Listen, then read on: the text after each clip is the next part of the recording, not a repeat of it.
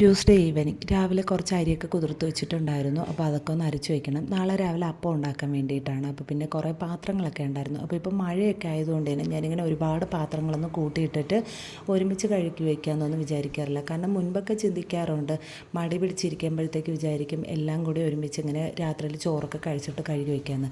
പക്ഷേ ഇപ്പോൾ എന്ന് പറഞ്ഞാൽ കണ്ടിന്യൂസ് ആയിട്ട് മഴ പെയ്യുന്നതുകൊണ്ട് തന്നെ വെള്ളത്തിന് നല്ല തണുപ്പാണ്. അപ്പോൾ എനിക്കിങ്ങനെ സോപ്പിൻ്റെ അലർജി ഉണ്ട് കയ്യിൽ. അപ്പോൾ ഇങ്ങനെ ഒരുപാട് പാത്രങ്ങൾ ഈ തണുത്ത വെള്ളം കൂടെ ആകുമ്പോഴത്തേക്ക് പെട്ടെന്ന് ഇങ്ങനെ കൈവിരലിലങ്ങ് ഇങ്ങനെ പൊട്ടലുണ്ടാകാറുണ്ട്. പിന്നെ തുണിയൊക്കെ കഴുകാൻ ഭയങ്കര പാടായിരിക്കും. അപ്പോൾ ഞാനിപ്പോൾ എന്ന് പറയുന്നത് 1-2 പാത്രമായിരുന്നാലും പെട്ടെന്ന് അങ്ങനെ കഴുകി വയ്ക്കും. അപ്പോൾ അതൊക്കെ കഴിഞ്ഞു. അത് കഴിഞ്ഞതിന് ശേഷം ഞാൻ ജോലി കഴിഞ്ഞ് വന്നപ്പോഴത്തേക്ക് ഈ ഒരു ഫ്രൂട്ട് മേടിച്ചിട്ടുണ്ടായിരുന്നു, അവക്കാഡോ. അപ്പോൾ ഇത് നമ്മുടെ ഇവിടേക്ക് ഷോപ്പിൽ ഇങ്ങനെ ഫ്രൂട്ട്സ് കടയിലൊക്കെ വളരെ റെയറായിട്ടാണ് കാണുന്നത്. ഞാൻ കൂടുതലും വീഡിയോസിലൊക്കെയാണ് കണ്ടിട്ടുള്ളത്. മാത്രമല്ല ഞാനൊരു പിക്ചറിൽ കാണിച്ചിട്ടുള്ള ഗ്രീൻ കളർ ഇതാണ് ഞങ്ങളുടെ ഈ നാട്ടിൻ പുറത്തൊക്കെ കാണുന്ന ഒരു ഇത്. ഇവിടെ വെണ്ണയ്ക്ക എന്നാണ് പറയുന്നത്, വെണ്ണപ്പഴം, പിന്നെ ബട്ടർ ഫ്രൂട്ട്, അവക്കാഡോ എന്നൊക്കെ പറയുന്ന ഒരു സാധനം.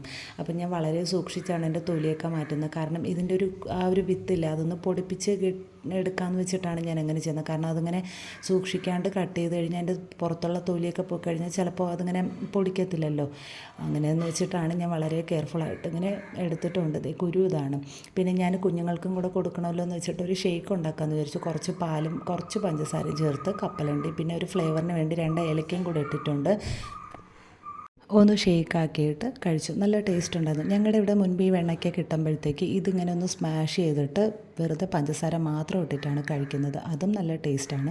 പിന്നെ ഉച്ചയ്ക്ക് കുറച്ച് കണവ മീൻ മേടിച്ചിട്ടുണ്ടായിരുന്നു നാളത്തേക്ക് വേണ്ടി. ഇനി അതൊന്നും കഴുകി വെക്കണം.